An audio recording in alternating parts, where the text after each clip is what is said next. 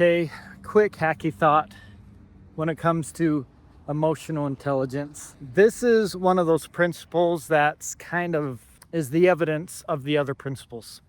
And what I mean by that is I found an article called The 18 Behavior Habits of Emotional Intelligent People. And as I was going through this list of 18, they just went through personal responsibility, being able to motivate yourself, sprinkler, self-organization, getting along with people, being mindful, not listening to the inner voice. And all of them were evidences of emotional intelligence. And I thought it was interesting that as you master the other 7, you've mastered emotional intelligence. And yeah, so that was the first part of my thought. The second part of my thought is when it comes to self-awareness, part of the emotional intelligence, we have to have a good emotional intelligence vocabulary. And I don't think it's dealing with the names of the emotions, because that's just memorizing. And there is a difference between being angry and being frustrated, and I get that. But I think it's mostly knowing what emotions you're going through at the time.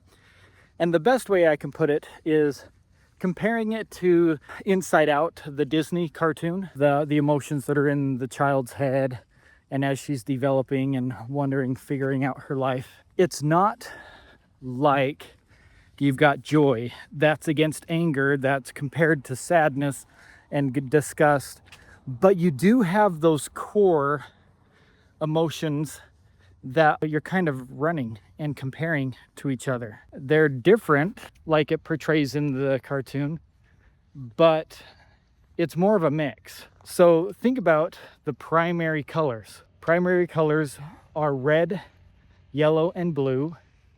You mix blue and yellow, you get green. You mix red and yellow, you get orange, and so on and so forth. And it's like mixing the emotions. And a lot of times those don't have names. For example, if I saw a movie that made me angry and sad and anxious all at the same time, you're mixing those primary emotions together to make its own emotion. And sometimes those don't have names. But understanding of where you're at on the primary emotions can really help you figure out what your self-awareness is with that emotion. Yes, you're angry, but you're also sad. And so that mixed together makes it something different than just being angry. Anyways, those are some thoughts as I'm walking back to the school. See you guys, have a great week.